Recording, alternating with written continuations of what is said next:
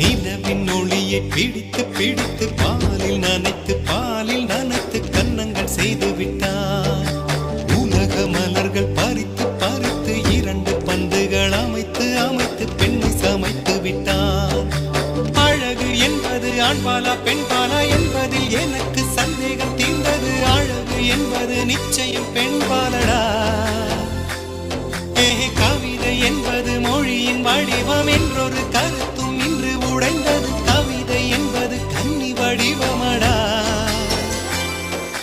மின்னலை பிடித்து